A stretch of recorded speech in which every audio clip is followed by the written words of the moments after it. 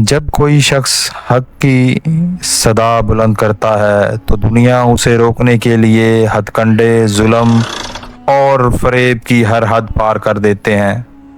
یہی ہوا، حضرت مصطفیٰ صلی اللہ علیہ وسلم نے لوگوں کو ایک اللہ کی طرف بلایا۔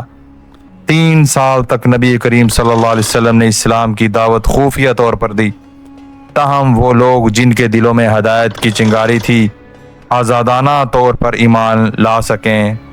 یہ وہ وقت تھا جب دارِ ارقم ایک پناہ گاہ بن گیا۔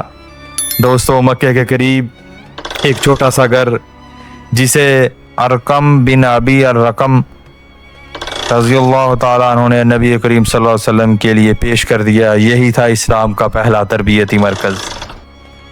دوستو، جہاں قرآن سکھایا جاتا، نماز پڑھائی جاتی اور نئے مسلمانوں کو ہدایت دی جاتی۔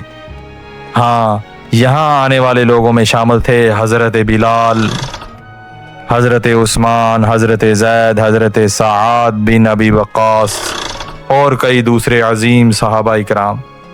یہی وہ لوگ تھے جو بعد میں اسلام کے ستون بنے۔ جب قریش کو خبر ملی کہ محمد صلی اللہ علیہ وسلم لوگوں کو بتوں سے ہٹا کر ایک اللہ کی طرف بلاتے ہیں تو ان کے غرور، طاقت اور سرداری کو خطرہ محسوس ہوا۔ وہ مشتعل ہو گئے اور نرم دل لوگوں کو ظلم، قید اور اذیت کا نشانہ بنانا شروع کر دیا۔ مگر یہ ظلم اپنی انتہا کو اس وقت پہنچا جب قریش نے ایک کمزور غلام خاندان کو نشانہ بنایا۔ یہ تھے حضرت سمیہ رضی اللہ تعالیٰ عنہ۔ یہ ایک عظیم، وفادار اور بہادر خاتون تھیں۔ حضرت یاسر رضی اللہ تعالیٰ عنہ، ان کے شوہر حضرت عمار رضی اللہ تعالیٰ عنہ، ان کا نوجوان بیٹا۔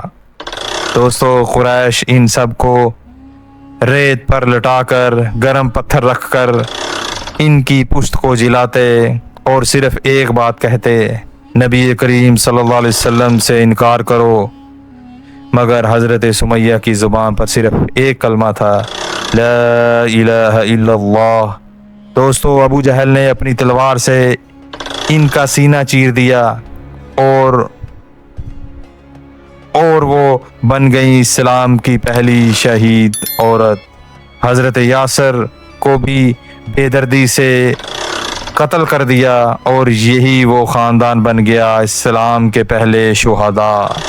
دوستو، یہ نبی صلی اللہ علیہ وسلم نے یہ منظر دیکھا تو ان کے دل میں شدید کرب تھا، مگر زبان پر صبر اور دعا۔ دوستو، جس کا ترجمہ ہے، صبر کرو اے خاندان یاسر، تمہارا وعدہ جنت ہے، تمہارا وعدہ جنت ہے۔ اسلام نہ رکا، نہ جھکا، بلکہ ہر ظلم نے اسے اور مضبوط کر دیا۔ اور وہ وقت قریب ہے جب نبی کریم صلی اللہ علیہ وسلم دعوت کو اعلانیہ کریں گے اور پھر مکہ میں ایک زلزلہ سا برپا ہو جائے گا۔